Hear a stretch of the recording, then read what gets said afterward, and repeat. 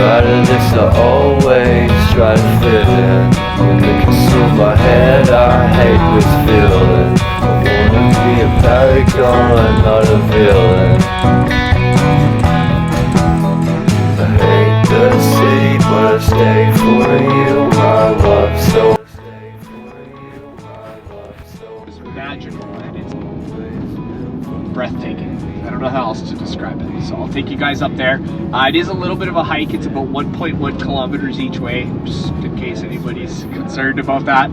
So, and it is going to be a little bit chillier there because we are in the canyon, so there's a little bit there's a little less light that gets in there, and it kind of traps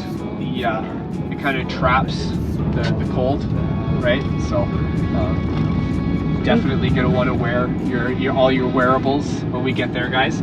After that, we will be headed over to Lake Louise. Yeah. So like I said, we'll have an hour in Johnson Canyon. We'll be headed over to Lake Louise. I want to say it's about half an hour, 40 minutes-ish, something like that, to Lake Louise from Johnson Canyon. Once we get to Lake Louise, we will do an hour in Lake Louise. Roughly the first half an hour, 20 minutes, half an hour, depending on how much you guys ask of me. Despite this, I always try to fit in. When they consume my head, I hate this feeling. I wanna be a paragon, not a villain. I hate the city, but I stay for you. My love's so pretty, and I always knew from the day we met I would be with you. The first time you said that you love me too. Best without you, I'm hollowed out. So I packed my things and we moved down south to share a room in a foreign house. This will take some time, but it's what it's all about.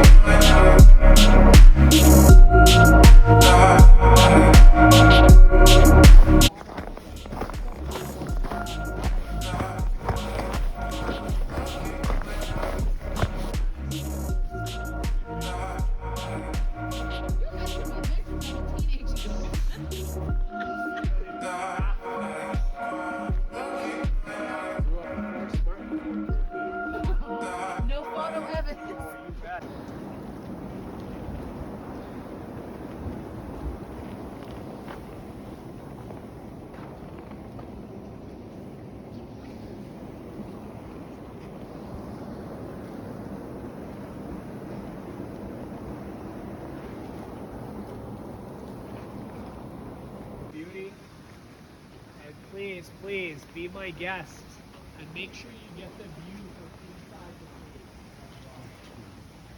cave. It is roughly, you can only fit roughly about 4 people at a time. So what I'll do is I'll kind of wait over there when you guys are ready. So if I'll come up there if you guys want me to grab pictures for you guys. That's the picture of you up there. We're gonna cross the road.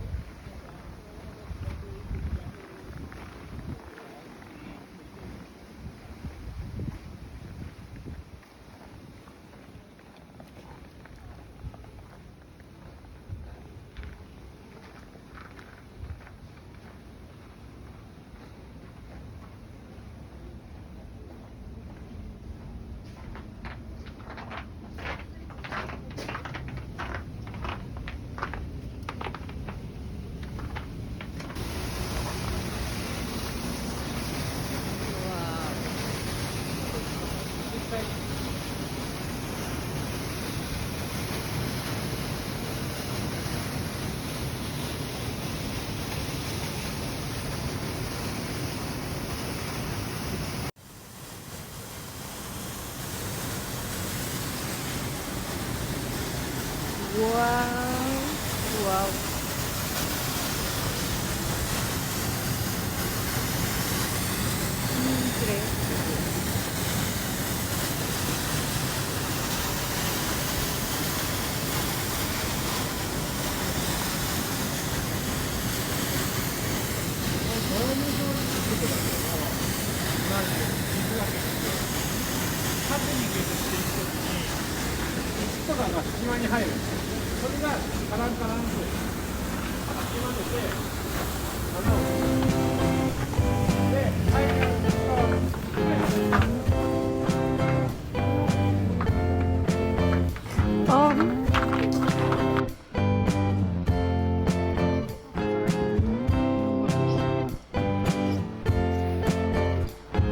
Sick, feeling sicker than you know. Killed a bird without a stone. Taught the dog to throw a bone. For a while, sleeping like a bee. The curiosity. Cadillac, you see. So leave me stranded on the carpet and under the faucet from my Like in The Shining. Yeah.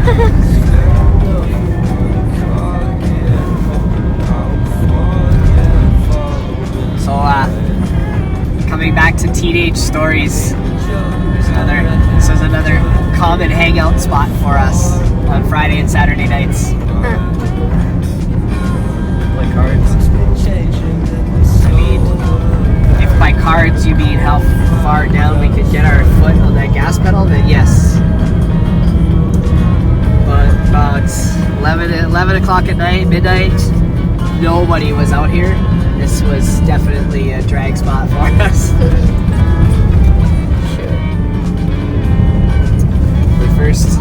My first car was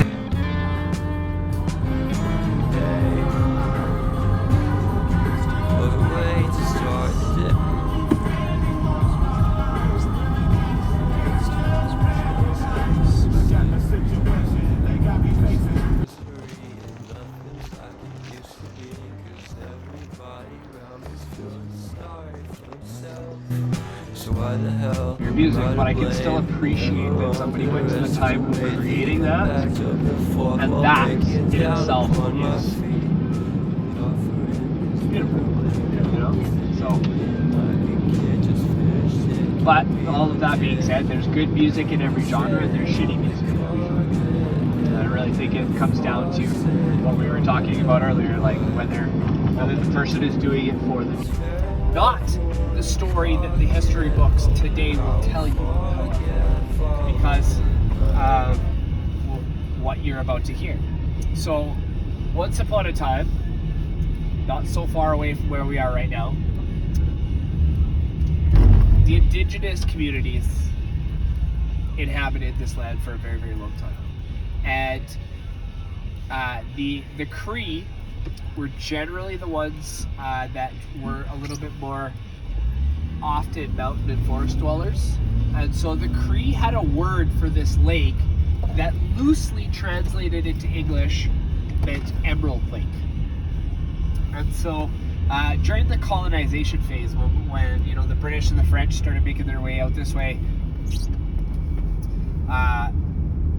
shortly after the British kind of established their dominance and the French kind of slunk down, all of this area that was generally, like, essentially what would eventually become Banff National Park was put under the purview and the control of a general in the British Army who went by the name of Edward Thom. Edward Thom was a very interesting man for a number of reasons. Excuse me for 1 second, please. Sorry. That was really bothering me. So, General Thom managed to do something that by all of today's standards and accounts, most people would refer to as punching well outside of his weight class. So General Thom managed to find himself in a relationship / courting Princess Louise, daughter of Queen Victoria IV. Which, by the way, I don't know if you guys know this, she had 5 daughters. Pretty crazy. That's a lot of women in one line. Anyways, that's neither here nor there. So, General Thom was stationed over here in Canada, and Queen Elizabeth was very protective of Princess Louise. So, very, very rarely did Princess Louise ever get to leave Britain. And so, that ended up in a very, very, very long distance relationship.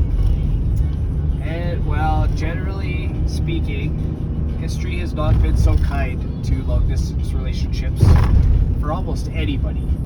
So, it was not too long into their relationship when General Thom was unfaithful to Princess Louise. Couldn't keep it to himself, got bored over here, whatever. And very similarly to today, things like rumors, news, and gossip spread like wildfire. So it didn't really take very long for the news to make it back to both Princess Louise and Queen Victoria. I totally said Queen Elizabeth earlier for some reason. I apologize about that. I don't know why I said Queen Elizabeth. So Queen Victoria was not exactly known for being a very nice woman to her enemies or to people that have pissed her off, right? So, like any mother rightfully would be, she was absolutely livid. Since she was the queen, well, she had control over her army. So, she summoned General Thom. So, essentially, she forced General Thom to make the trip all the way across Canada, hop on a boat, and make the long and arduous journey all the way back to Britain. And she wanted an audience with him, and it was very likely going to end with General Thom losing his head. However, before that audience could happen, General Thom managed to get himself a face-to-face with Princess Louise, and he was known to have a fairly silver tongue. He was very, very charismatic and very well-spoken. So he somehow convinced Princess Louise to give him another shot. And at this point, he knew he had to do something absolutely crazy, out of this world. Also, pause for a sec. There's the dog sleds. They're still here. Sorry. I know, it's like squirrel. Yeah. General Thom knew at this point, if he was going to have any shot at keeping Princess Louise around, he had to do something absolutely wild, crazy, wonderful, out of this world. And so, what I consider to be the craziest part of this whole story is he was able to convince both Queen Victoria and Princess Louise, Queen Victoria to let her, and Princess Louise to make the journey all the way out here. He brought her all the way across Canada up to this beautiful lake, got down on one hand and one knee, and he proposed to her. And in his proposal was a show of faith, a token that he would never cheat on her again, that he would remain faithful. And look at that, so funny. Yeah. That's playing on the radio right now. So anyways, he promised that he would remain faithful to her, and in return, as a gesture, he would name the lake Lake Louise. And so forevermore, it was known as Lake Louise. But that is not where our story ends. So General Tom just couldn't keep it to himself. And so I believe it was somewhere in the neighborhood of between six months and a year after it was named Lake Louise, that he would then be summoned back to Britain. Mountain directly behind Lake Louise would be known as Mount Victoria. But she went and took it one step further and also claimed the glacier that exists upon that mountain as the Victoria Glacier. So it is Mount Victoria and the Victoria Glacier as one of the 4 glaciers that feed into the lake. And that concludes our story.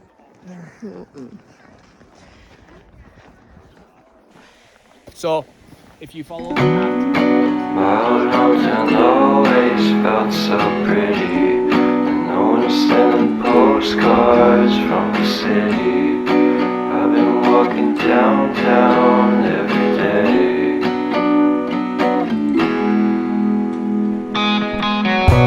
In spite of this, I always try to fit in. When they consume my head, I hate this feeling.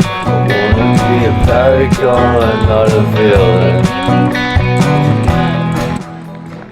hate the city, but I stay for you. My love so pretty. Intentaré tocar el agua. Always knew from the day Espero no morir. I'll be with Y ya, si caigo, first time you said ni modo. you love me too. Best Se without rima. you, I'm hollowed out. Wow. My things and we moved down south. We shared a room, foreign house, so take some time.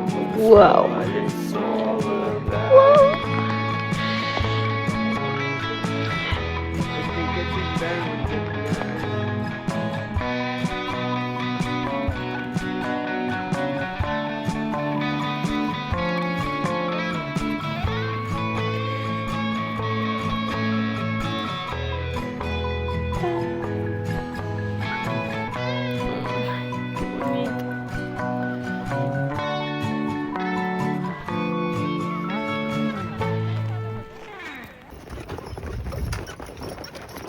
Wow.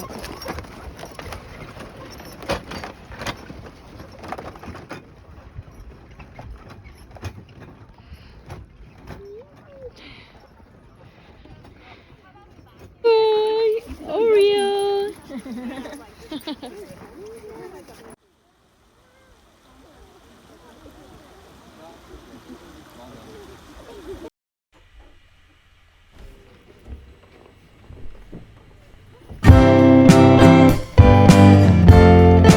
right there. Yeah, right there you can see the tip of it right over there. That's where the intersections like that is Bear Street. Bear Street is home to Ben's actual traditional style protein cheese curds. Feeling sicker than you know. There is also Kill the bird without a stone. Talk to throw a bone. For a while, sleeping like a bee. The curiosity. Give the cat a lot, you see. So leave me stranded on the carpet, head under the faucet. You're my alibi. It's fair enough you wanna cock it, hoping I'll fall. forget following the night. You made a joke about the half-cut 80, met a foreign lady, made her cry. Well, luck's been changing and it's so apparent. Got a cold. Conductor de su tour que le dijo que lo perdió y se lo va a entregar. Entonces estoy dentro de una tienda esperando.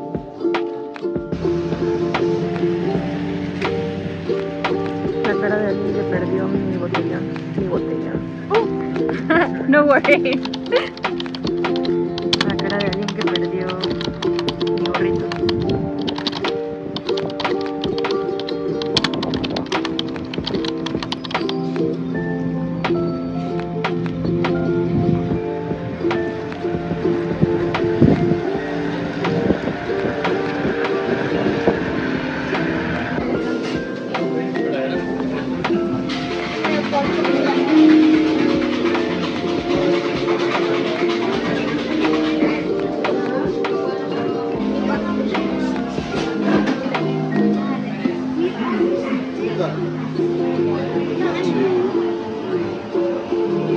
Por cierto, le repusieron su café.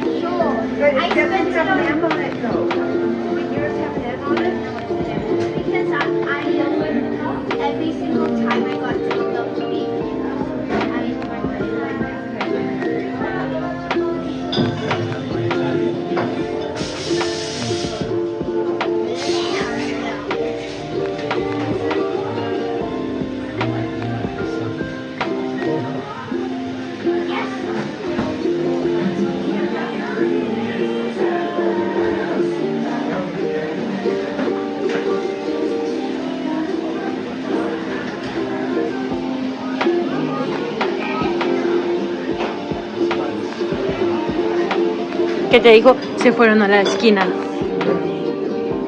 Te dijo. Pero ya todos estaban ahí. ¿Ahí dónde? O sea que venían todos juntos.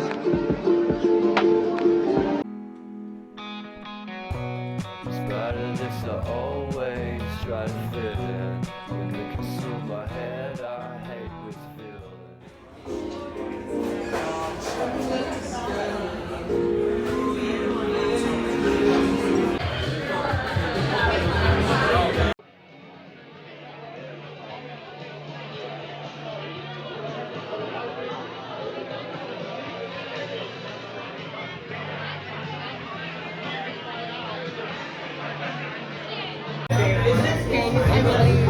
The first time you said that you love me too.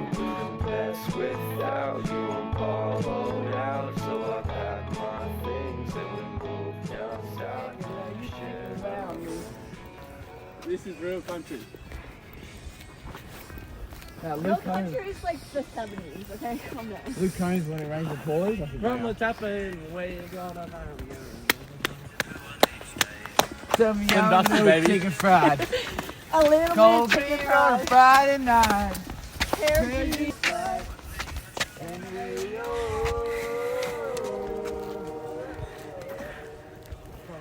Loving a woman dies. Touch of a precious child.